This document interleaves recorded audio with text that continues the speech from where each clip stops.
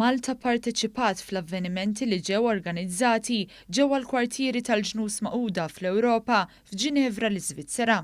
Pajjiżna kien wieħed mill-4 pajjiżi li kollaboraw bis-sħiħ mal-Ġnus Magħquda f'din iċ-ċelebrazzjoni bir-rappreżentanti Maltin flimkien ma' delegazzjoni Maltija li kienet preżenti ipparteċipaw fl-20 sessjoni tal-Kumitat ta' Drittijiet ta' Persuni b'Diżabilità tal-Ġnus Magħquda u ħadu sehem fiċ-ċerimonja tal-ftuħ magħrufa bħala Pop-up Cafe.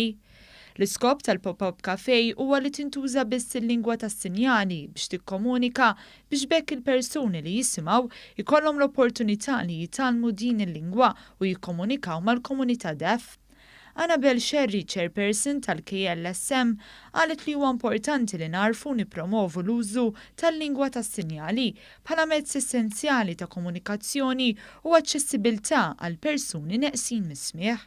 Il-Kunsill tal-Lingwa tas-Sinjali Maltija kellu l-opportunità li jiġi l-United Nations ġewwa Ġeniva biex jiltaqa' ma' esperti deaf minn pajjiżi differenti biex nkunu nistgħu nikkomunikaw flimkien u naqsmu l-esperjenzi ta' xulxin biex nkunu nistgħu naraw x'nistgħu nagħmlu għall-komunità tad-deaf ta' Malta. Fl-intervent tiegħu is-Segretarju Parlamentari Anthony Agius De Celis saħaq kif il-Gvern Malti jara li jagħti priorità lill-komunità deaf ta' pajjiżna. Malta hija wieħed minn 45 pajjiż fid-dinja li għandu l-lingwa uffiċjali tas-sinjali.